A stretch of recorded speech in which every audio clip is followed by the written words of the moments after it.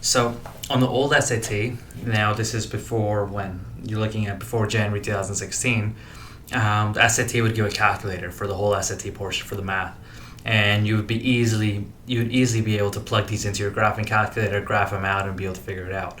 But now moving forward, this type of problem will probably be in the node calculator section.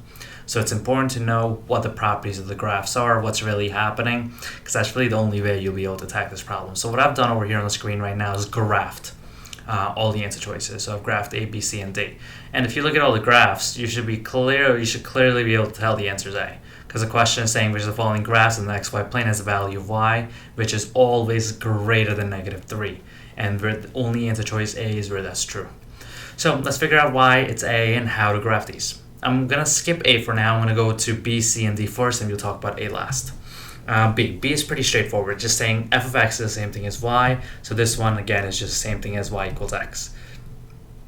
Now, if you think about y equals mx plus b, there is no b here, which implies my y-intercept is 0, and my slope here is just 1, or rise over run, which is 1 over 1. So that's why it's just 1, 1, 1, 1, 1, 1, and so forth, and we'll graph this. And if you look at all the y values over here of this graph, because this line, remember, this line just keeps extending down, all the y values over here will be less than -3. The problem is saying which of the following graphs is where y values are always greater than -3. So for that reason, and for all the y values in this area, B wouldn't be true.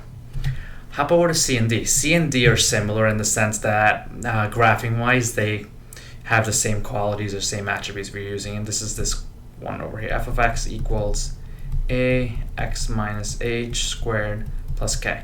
Now, if you've seen this before, good. If not, definitely try to memorize this, what I'm about to tell you right now.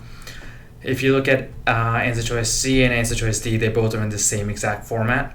The K represents your min or max. Now, let's go to answer choice C. Over here, this is saying the minimum value of that parabola should be -3.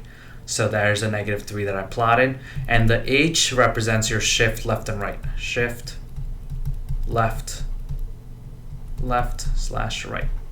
So write this down. I know I'm kind of getting messy down here, but write this down somewhere so you have this memorized. Definitely 80-90% likelihood that you'll see this on the SAT itself. So see how this is positive? If it's positive on the inside, it actually moves left, contrary to what you might think. And I remember my math class back in 10th, 11th grade, my teacher used to say the phrase inside lies, right? Because this is on the inside of the parentheses, so whatever's on the inside lies. Usually when you see positive, you would think it moves to the right, but over here, the positive makes the graph move to the left. So again, to recap, over here, my minimum of that parabola is -3, which is what I have here, and it's shifting left too. So that's why this graph is something like this. This is where my vortex is, and I have my parabola around it. Again, the problem is saying y value is greater than -3. Over here, my y value is -3. So that means it's not greater than -3, and for that reason, C is gone. And D is exactly the same thing as C. Obviously, the numbers are different. Over here, the minimum is -4, which already eliminates this answer because it's not going to be greater than -3, right? And over here, see how that's -2 inside? And again, the inside lies, so that's why the graph is shifted to the right. So the parabola over here is around this, and the y value here is -4. And remember, we're looking for something that's greater than the -3 line, which would be right there. And this parabola or this graph wouldn't fit those attributes, so D would be eliminated as well.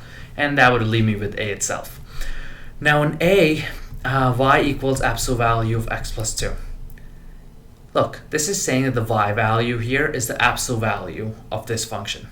Absolute value always means it's positive. So I'm not going to go any further in this one. All this is saying is that the y values of this graph will always be positive because it's an absolute value sign. And that's why I have something that's above the x-axis. I'm not even worrying about anything else. This is always going to be greater than -3 because it's saying the y values always have to be positive.